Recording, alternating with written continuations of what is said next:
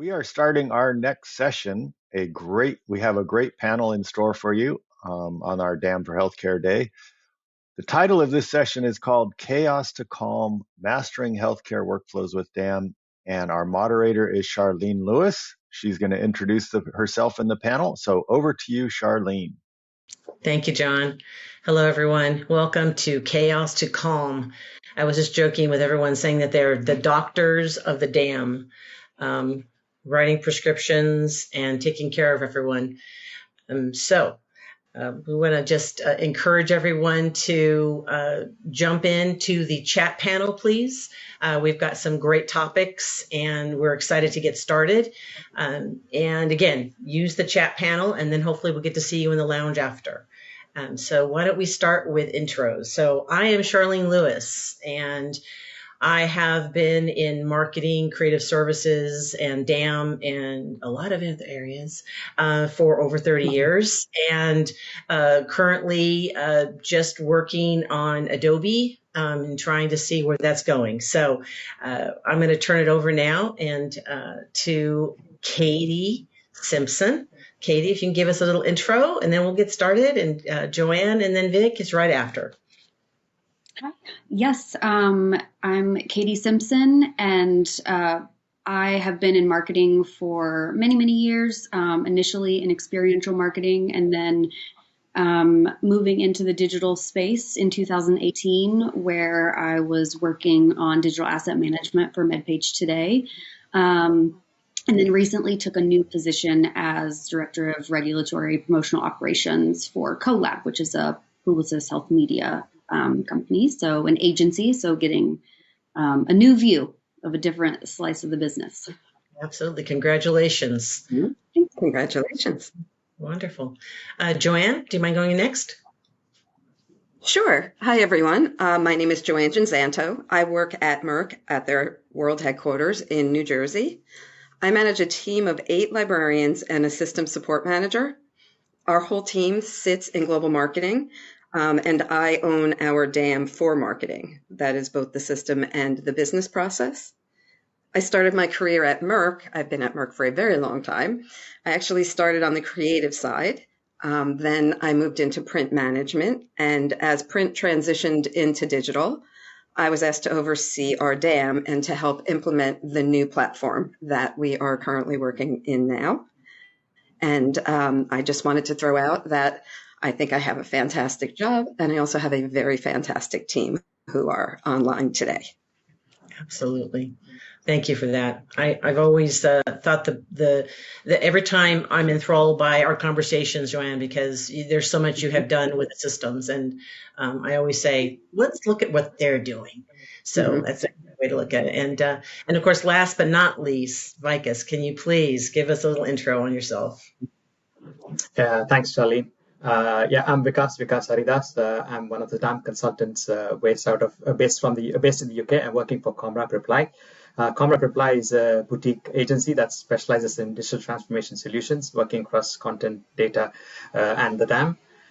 Myself, I've got 20 plus years of experience within the DAM space, even before it was known as the DAM, to be honest. I've worked a lot on the client side, but of late I'm working more on the agency side, helping different clients, kind of implement their DAM use cases. That's me. Fantastic. Thank you. Thank you. And everyone out there, we're very lucky to have the 3 speakers, a great background, and have tackled so many things. And last year, I believe, was our panel, and we had a lot of fun, and there was a lot of things and questions that came out of that, and we're just going to keep it going. So I'm going to start off with the first question, and that is, based on your experience, tell us about your approach to DAM. Where does it fit into the healthcare organization? All right, so Katie or JoAnn, Vikas, whoever wants to jump in. Let's start with based on your experience. Let's go for it. Katie, can you start? I'll hop in. Yeah, okay. So our approach to DAM at MedPage Today was initially, or I guess always driven by a safety for our assets. So in the healthcare industry, obviously, we know we have highly regulated instances where we're putting any marketing material through, stringent MLR review. And as a third-party vendor in that scenario, we often receive content from, vendor or client partners across pharmaceutical companies, and then have to templatize into our formatting, resubmit as new material, and then manage that material there forward. And so where the safety comes in is making sure that that material is not served out in market outside of specific dates, making sure that expirations are properly managed, making sure that messaging is properly tracked. And then, of course, at that time, too, we were really looking for a way to track our productivity. It was a new revenue stream for the business. And so, there was very little data to even make decisions on staffing and things like that. So our approach was to leverage that information to help build out the team, while also making sure that we're taking steps to really keep those assets safe. And one of the ways that we really focused first on was, organizing our metadata and what that meant for all of our cross-functional teams. And so in order to keep those assets safe, we really have to make sure that we were working closely with all the teams upstream, all the teams downstream, taking into consideration how they're using those assets. And so one way we found to do that most effectively was through integration. And so normalizing metadata and then ensuring that when we integrated, all of that transferred or translated to new platforms or existing platforms in a more streamlined way. We were looking to get a official DAM tool, if you will. Everyone has a DAM. Some are just more rickety than others. And so we were looking to implement a proper tool. But that was more so our attitude is how do we keep these safe and compliant on the behalf of our partners? And then how do we integrate the tools across our cross-functional internal partners so that we're all looking at the same information or as well as we can? And then, of course, building out the governance around that to make sure all the input is solid. Excellent. Thank you. JoAnn?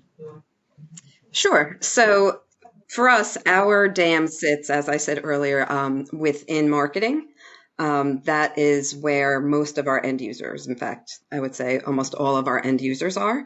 And in a way, I feel like there are some situations where it's actually easier to run a healthcare DAM because of the fact that everything that goes into our DAM has to be reviewed by regulatory, right? So there's it's not on our team to decide what's going to go in the DAM, what's not going to go in the DAM. By the time it gets to us, to our asset librarian team, that decision has already been made. So the librarians, they still have a very huge responsibility within the system in that they have to check all the IP, make sure we have all the adequate permissions to use anything that is owned by a third party.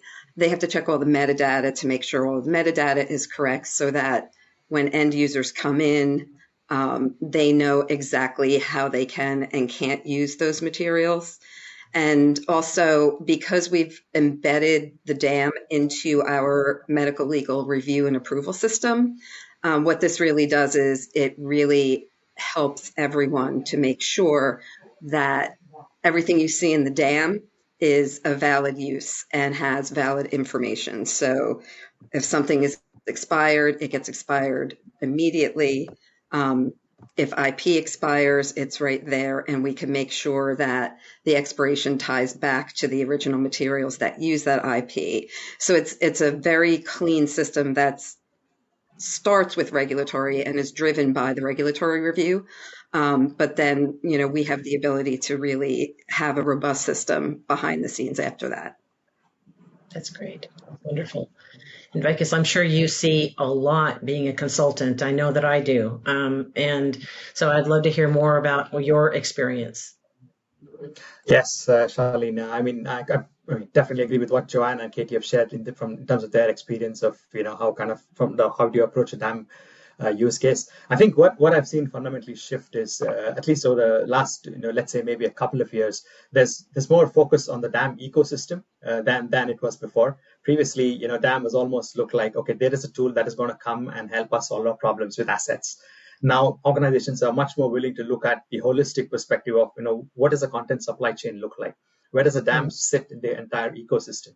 So there's more of a tendency of, okay, let's work through in terms of where are we sourcing our assets, how are these assets being curated, and basically an end-to-end supply chain of all the way from the time it gets into the DAM and it goes through its various workflow cycles around tagging, metadata, workflows when built in there, whether it's MLR reviews, it takes a detour, comes back in, and then eventually coming out and then being published into the external world, whether it's external or even internal or even authenticated kind of portals, etc. So there's much more of a holistic approach that we see these days, especially the healthcare organizations that we are talking to, in terms of, yes, at the heart, we still want a DAM that's going to solve our use case of the basic issues that we have in terms of, I'm not able to find my assets. I spend a lot of time searching for assets. Yes, that's all there.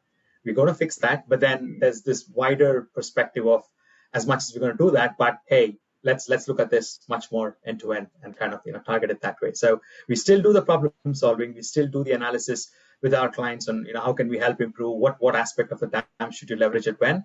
But more, let's look at not just perspective of just the asset itself, but more in perspective of where is this asset going to be used eventually? Why do and what are all the things that go around with that? That's great. Great. Thank you. It's opening up a Pandora box because I'm looking at questions going, oh, I really want to ask something else. So I'm going to. And that is everything that you're all saying and everything that I know I've experienced is in the early days convincing our management the support needed to keep the heart beating, right? And I do call it the heart. And I'm a true believer and passionate about the DAM and what it stands for and what the long term is around it when it's integrated properly. So I'm curious because I remember my journey and lots of gray hair around getting someone to understand that it doesn't happen on its own, that if you're not managing it properly through the metadata and the governance, that it will fail. It will fail. It's not just a dumping ground. It's not a parking lot. Right? In the old days of old, I was a cringe when someone say, well, let's just put it in the DAM. I'm you're killing me. So the question to you all, and JoAnn, you touched on it a little bit, and that is, what is the support? How do you get the librarians, the admins, whatever title you give them? And I know there's so many out there right now. How do you, one, convince your management that you need them? And then two, are the roles very specific? Do you have kind of like that job description, the role, and how does that work for you? So please, let's jump into that. I wish I could tell you how to convince them because I haven't figured it out yet. But yeah, I think, they serve a really, really important purpose, and that's usually the way I sell it. It has to be someone who is a jack of all trades almost. Like our team has so many different experiences when it comes to understanding IP and understanding a legal contract, understanding how jobs are created and set up, like what's the difference between a JPEG or a PNG or an AI file, and all of this. It's just there's so many different pieces to it that you can't really point to someone already in the organization and say, hey, we want you to start doing this in addition to doing your own job. Like, we need these positions. And I've been very fortunate. I have a team of 8, and I am working with my senior management to grow the team so that we can support additional markets. So right now we support a piece of the business, and we're trying to expand that out so that we support as many people as we can, because, we want it to be a global community. We don't want it to be the type of community where this stuff is in And that's all you can use because that's what's in there. We want everybody to be able to put things in and everybody to be able to reuse all of their stuff. So it's not just a matter of, hey, global headquarters wants you to use this. Well, what if France creates something that Germany loves? How does Germany get that from France if nobody knows how to put it in the dam, how to make sure all the permissions are correct? So it is kind of a little bit more complicated than just this is, we're going to give this responsibility to this person and they're just going to go in the system and check a box. So Absolutely. That's the critical part, is all the different responsibilities that they carry. That's behind the scenes. And we do have a pretty detailed job description that I share pretty often. That's great. Great. Yeah. I couldn't agree more, JoAnn. It's kind of quite common across, at least the clients we talk to, in terms of this has to be like an organization-wide kind of a philosophy. It's almost a culture change. It's, I mean, especially with DAM projects. Again, these are, if the more siloed they are more, they're just ready to fail. Basically, you're kind of setting up yourself for failure. The more you involve the wider organization, because let's face it, anyone and everyone in your organization will interact with an asset in some way, shape, or form during their day job, whatever asset that's being produced within the organization, whether it's for a particular marketing promotional purpose, MLR reviews, etc.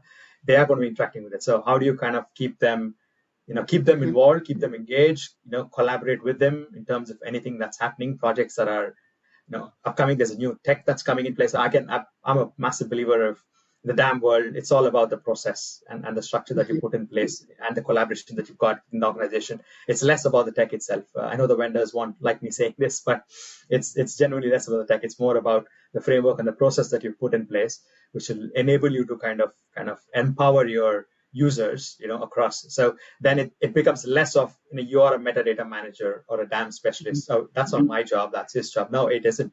It's everyone's job to ensure that you're putting in the right, attributes, metadata, whatever that is, tagging, putting them in the right places, loading them in the right folders, which then naturally means, people are able to search for it appropriately with the right kind of, caveats in place in terms of permissions, roles, etc. So.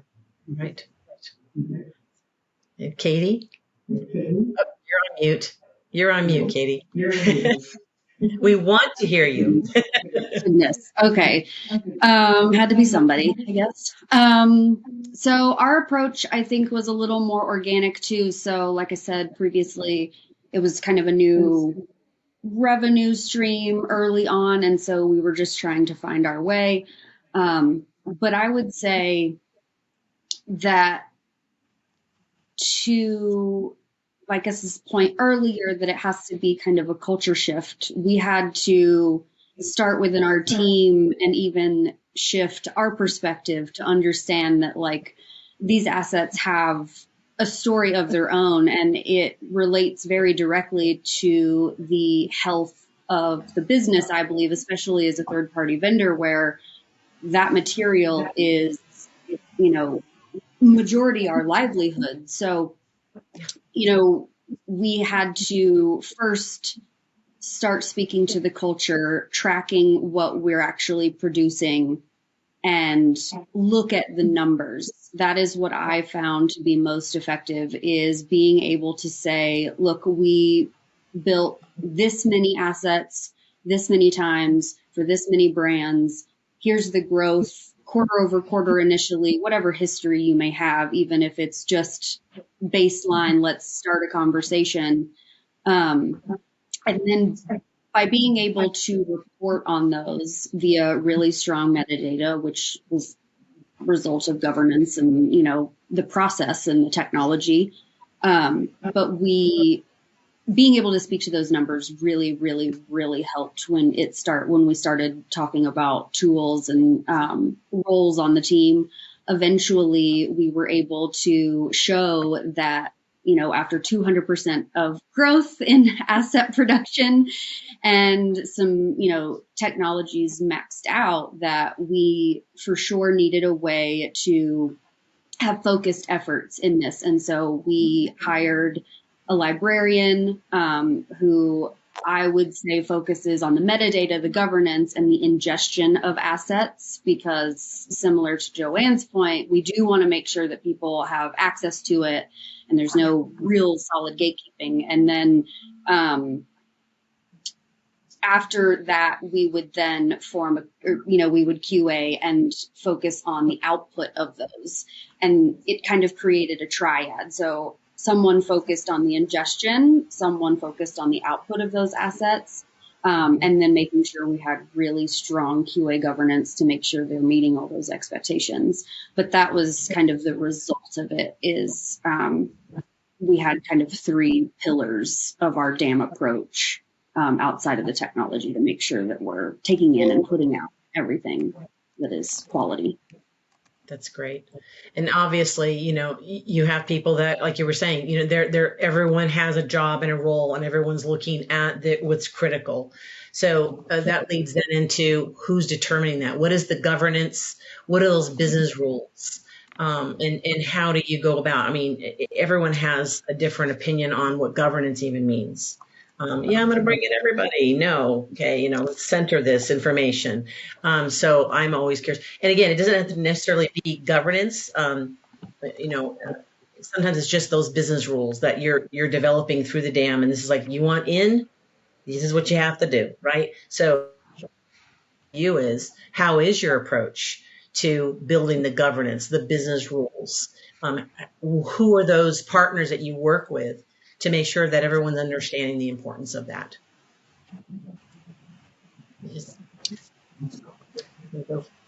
I guess I know I'm dying to go. I can tell. It's a bit tricky, right? With an all-woman panel, you want to go first. I'm like, okay, will it be too rude? I mean, if I'm going to jump, my colleagues in the panels, I'm like, okay, fine. No, I think it's critical, Charlene. I think governance is a word that's kind of overused, as you mentioned. In terms of, it makes it too formalized and too structured, whereas there are opportunities for you to actually have a much more kind of, what's the right word?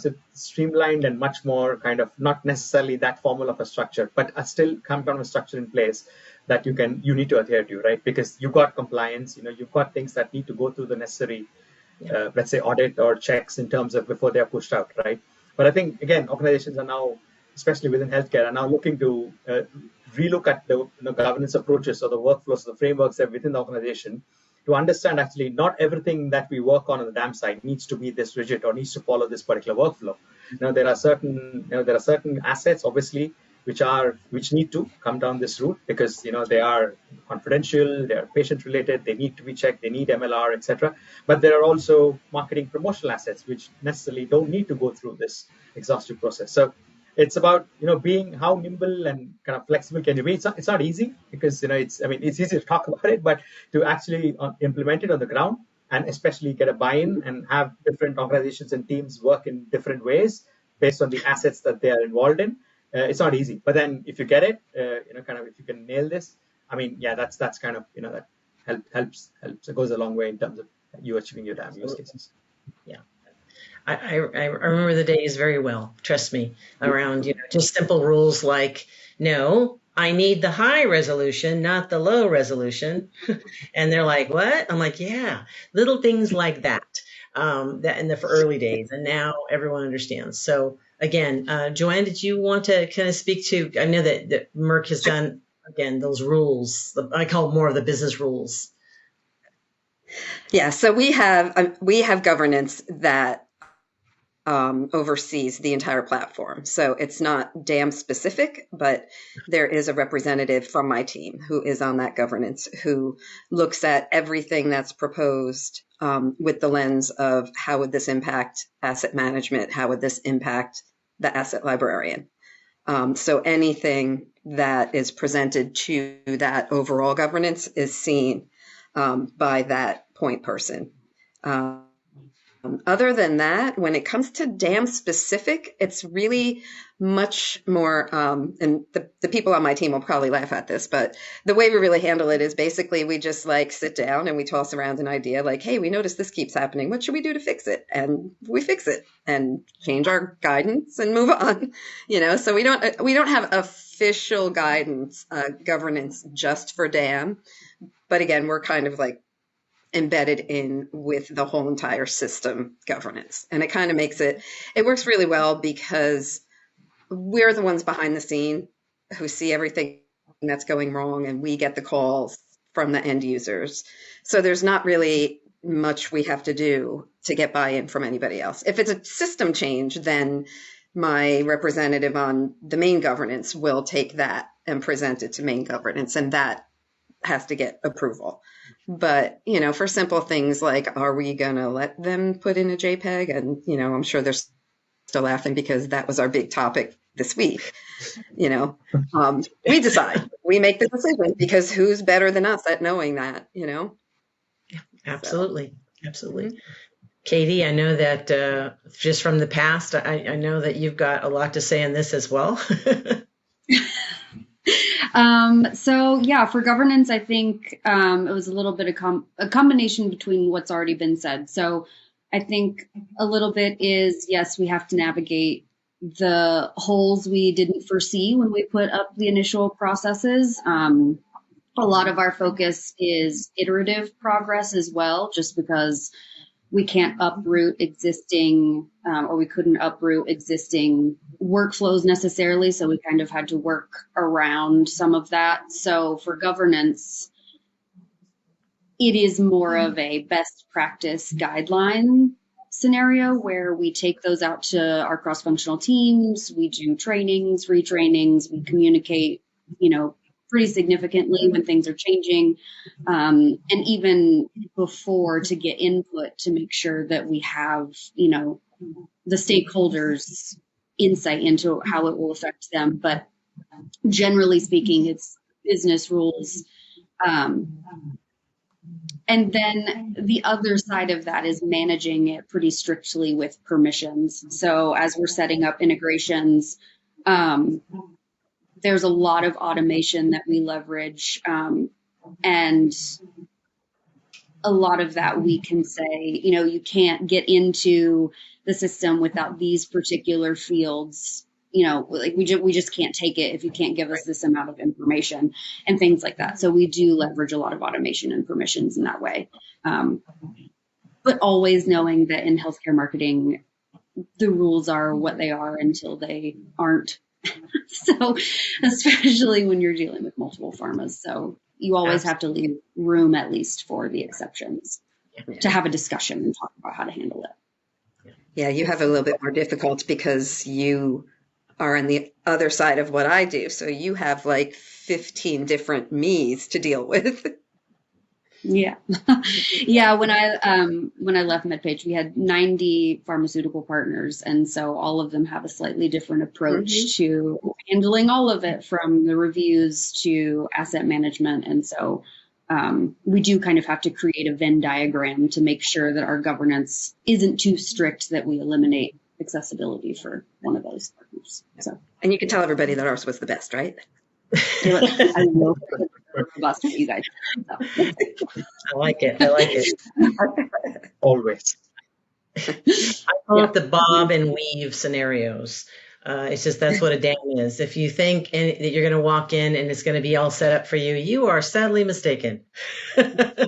So bob and weave. Let's get into metadata.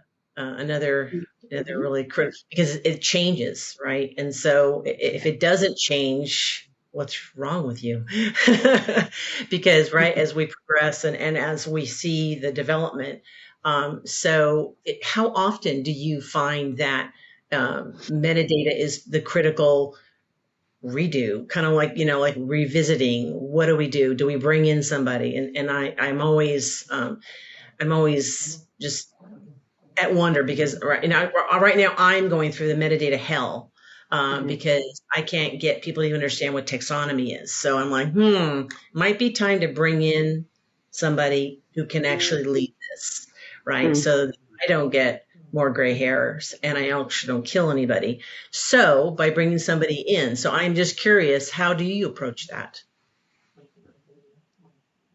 Metadata updates to the system. Well, so I'm just going to take it first. I think this again, and I'll harp on collaboration again, because for us, it was what makes the most sense for reference to how our partners hear us speak on the assets. And so we have to have a balance between that and then the balance of where all of this metadata feeds into. So with all of our assets, I would say the metadata was almost as important as the content because it often drove our whole workflow. So, it lives with the asset, right? And so it has to match downstream for reporting and, reporting outside of our team's reporting, but like to our partners of, engagement on the asset and things of that nature.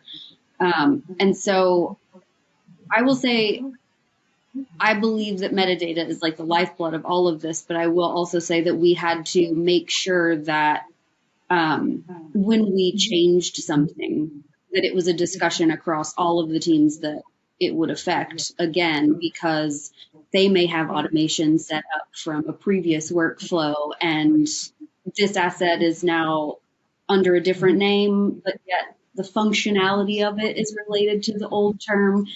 It's very muddy. But so I guess just strong communication with and partnerships across teams to make sure that you're making them in a timely manner. The changes are likely necessary, but how do you do it? When do you do it? And what do you have to make sure you have in place before you do it? Perfect. Yeah. JoAnn, anything there on that? So for us, there's two different parts for metadata. As I said earlier, we use one platform that combines the regulatory review process and digital asset management. So there's the part for regulatory. So all of the materials will go through the regulatory side of things. And the metadata for that side is managed by governance. So if there's anything on that level that anyone on my team suggests would be a change or an improvement for us in asset management, it would have to go through that governance to be changed. For the digital asset management side, so that would be the pieces, the individual pieces, because we're storing individual images, charts, logos, photographs, all of that, plus all of their licenses. So those are considered governed by digital asset management, which again is predominantly my team. And we work amongst ourselves and update guidance with help from our agencies. We work pretty closely with our agencies. We'll ask, does this make sense? Would it make more sense if we did it this way? And it's ongoing because of, the way how fast digital is moving. I mean, the things that we have now in our DAM are very different than what we had in our DAM 5 years ago. So a lot of it, is organic. It's constantly growing and changing. And our team, we try to keep up with it. And if we see, we need to update the metadata, which also goes along with, if you're trying to do anything with automation, right? So that really comes into play. You have to be really specific about your metadata requirements if you're trying to automate anything. So we also work with the automation team if we're looking to automate anything. How do we have to set the metadata up in order for the automation to work? That's perfect. That's great, and I totally agree with you. And if I can, you, it's a challenge. I can tell with bringing in new clients. It's like I've been there, and you have to kind of start from square one. So how do you approach metadata? Yeah, I think something agree with what initially Katie mentioned in terms of approaching this. You almost need to provide the flexibility for different let's say business units in terms of the life cycle of the asset itself as it goes through across let's say different systems, applications, etc. How are you able to enrich the asset as it goes along this journey, right? So you've got a set of metadata initially to begin with that's linked to the asset, and obviously as the asset is going through its different life cycle, I mean in very rare cases, especially in the enterprise world, you've got one system or one provider who does end-to-end the whole supply chain. So this obviously goes through different kind of applications. So are you in a position to actually empower these different business to, not just from a technical perspective, even from a management and governance perspective, to actually enrich the asset with metadata, right? And so if you're going down that path, which is highly recommended and ideal, you almost need metadata champions within organizations, so who represent particular business units or lines of business where they work in, because they have the in-depth knowledge of actually what is needed for this asset, because when it goes out, what are people going to be searching with? That's one. And the second most critical aspect, and why metadata, I think as Katie said, is the lifeblood, is with AI coming in, and with users trying to use keywords and trying to search for, hey, I need a I don't know, blue shoe which is of this color, etc., this size, etc. If it's not kind of tagged with the right attributes, these assets, you're bound to, you're setting yourself up for, it's not going to work. Then that's a massive exercise of re-looking at all your assets in terms of where do we even start, because users are actually typing in these kind of queries to find our assets, and they're not getting these assets back. So which is why you almost, it becomes a big deal then, right? You almost need these champions who actually, with a governance in place just for metadata, to ensure that in these attributes that are tagged along are the right ones. They actually talk the language that we need to talk. They actually represent the asset, and most importantly, the use case around users need to be able to find these assets eventually, or search for them. They're able to kind of fulfill that need as well. So yeah, absolutely. And you all are really great. I remember, very, very often going to certain users who were like called the super users and saying, "What do you think? How's it going?" And getting their one-on-one, and then pulling people in, because if one of the super users is having an issue, everyone's having an issue, right? So I remember that very well. But then that leads then, let's see, check on time here. The last one is, and that's the future of the dam. Where are we going? AI, and I can keep rolling, and Adobe hitting us with all these new products, and and everyone can make a change. I'm like, no, please stop. There's some rules there. So without getting into Adobe, we'll stay on the dam itself, and we'll talk about where we're going with AI and the challenges ahead there with all the new MarTech challenges ahead.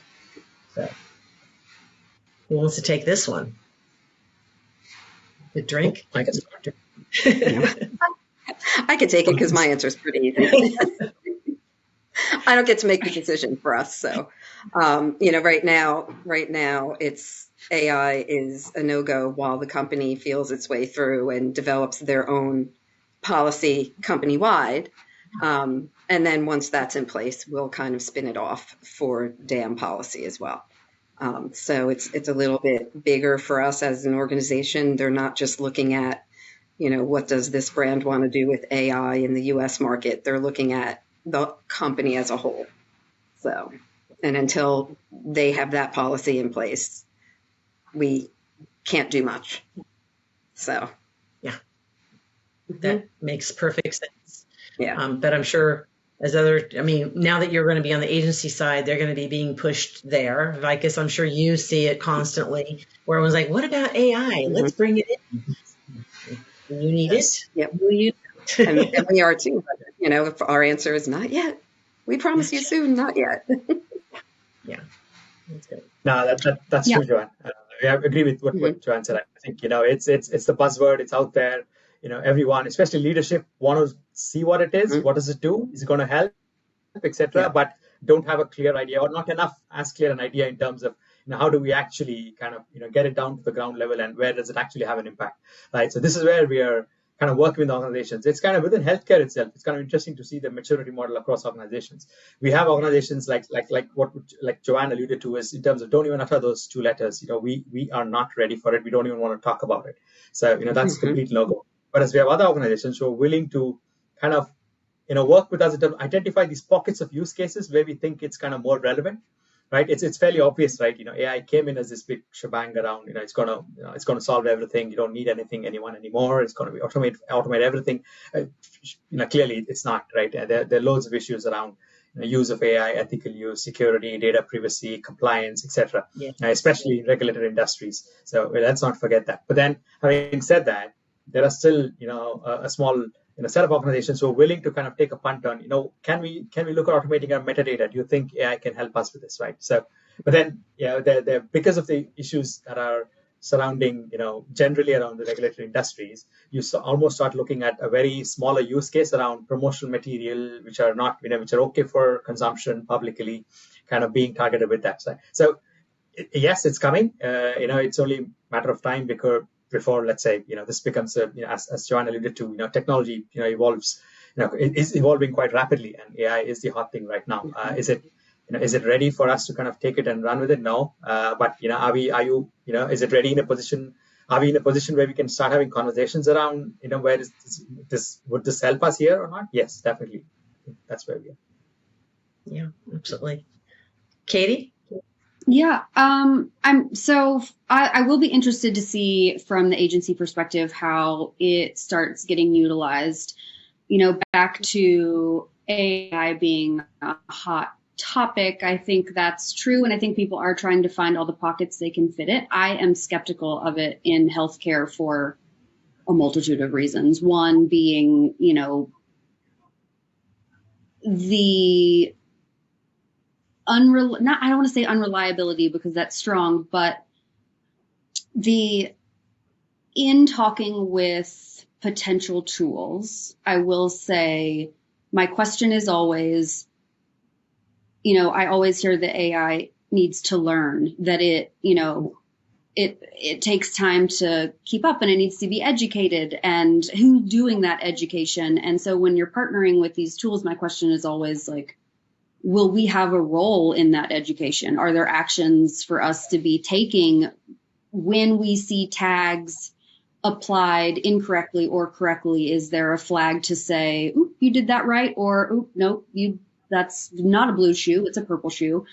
And things like that. So personally, for AI, I look more for the smaller tools to, others' points of, do we have a text compare that we can rely on for a label update where you're just changing an ISI or something and there's, a couple changes, or can it identify that? But as far as tagging or how I used it or would look to use it in a DAM, I'm on the more conservative side of, I want to be able to have conversations around how we're going to educate it and how it will work in our use case, more so than just a demonstration of what it's capable of, I guess. Yeah. But I do think it will be married closely with the future of modular content as well. And so they're probably going to try and, but this all circles back to metadata being so important and how it travels and how you communicate that out to your partners inside and outside of the company. And roles for it, because someone has to watch that 24/7 now, because it is growing exponentially. Yeah, absolutely. So I'm a skeptic. And you're not the only one. I hear it constantly, and it's almost like baby steps, everything, right? And because the dam is continually evolving, and we still are, and we always will be. And now we're engaging with other downstream and upstream systems. So we need to be critical around certain things like the metadata and so on. And so I always say, look at your map, look at your end-to-end map, and that continually changes, as we know. And the role that, the biggest thing for me is I remember when we were having issues with PII, and I was like, okay, how can AI solve this? And I thought, that would be great, right? If that could solve it. Or, hey, there's an issue with fonts or whatever it may be. But you're right, Katie, it's like a constant learning, and I don't have time for that. So how would that, right? And being in an agency, I know the agencies are just chomping at the bit, because that's part of their beauty of an agency, is that they are always pushing, and partnering, right? I always recommend, if you don't have your agency involved in your conversation, your dam is very limited, right? Your creatives, your agency is very important. So I think we're at time. John, are we doing okay with time? Yes, we are doing okay with time. In fact, we have a little bit of time for some questions. Great. Hey, I really appreciate you and the panel. You guys have done great. A lot of issues keep coming up throughout the day. You touched on the AI issue and, of course, the governance issue. But this question is a little bit different. The question is, are there sources of information that you follow professionally, ways you learn what the best practices in dam management are? So let's start with you, JoAnn. Where do you go to find resources on best practices, and what are some of the areas that you find most helpful? So my main source is that the vendor who provides the platform that we use has actually a forum, I guess you could call it, of members. They're basically like people like me at all the different companies who run their dams, and we have access to them. We can ask them questions. We meet 4 times a year to talk about things, and that's really more of like the system process because we're all using the same system. Other than that, like if I'm looking for other information, it's really going to be, Henry Stewart, really, what, the presentations you do, which I highly appreciate. And then just other members of the community that I just know from, being in it for the past 5-6 years. Used to do LinkedIn, but LinkedIn wasn't so good. Others may feel differently, but yeah. Katie, how about you? What are some of your go-to sources to find out more on the best practices, especially when you're shifting over to a new position and drinking from a new fire hose? What are some of the sources you use? You're on mute, by the way. There you go. Yeah, I caught it this time. So I will say this community has been a huge resource for me. On inside the conferences and conversations like this one, but also just on the website. There's so much information there. I do also follow certain people that I may have heard speak or something like that on LinkedIn that share often. And then I will say I spent quite a bit of time just on Google. And I know that sounds probably very elementary, but with moving to the agency side of things, there's already pre-existing platforms in place. And so where I spent my time or where I've been spending my time is really kind of trying to get the lay of the land on each of those platforms and just how they function, what features they have, looking at, what they contribute. And then I'll just be listening for the next few weeks to see how they're being used so far. But yeah, Google, I can go into some real deep rabbit holes on Google. Real quickly, Vikas, from the vendor side, what would you recommend for people in the hunt for some great resources on best practices and things about dam? I think, John, to keep it simple, I agree with what Katie and JoAnn said. I think it's a combination, honestly. The vendors actually, especially the top dam vendors, do a really great job of actually sharing best practices. It's not necessarily always focused around their tool. Obviously, some of them are, but they're also broadly talking about how do we implement dam, what should you look out for, all the bits that we've covered, even in this discussion today around governance, workflow, AI, etc. And there are hosts of experts on LinkedIn as well, and they also kind of share really good content time to time. So it's just finding someone who resonates, and then kind of and the topic which kind of we are looking for, investigating that and finding them more information. All right. Well, Charlene, thank you for moderating this panel. It was a tremendous discussion. And I'm sure we all can use this as a resource while the recording is still available, and find out a little bit more about some of the best practices and stuff. And I hope that you get lots of connections so that people can reach out to you, on you and all of the panelists, and learn a little bit more about the dam industry and the best practices.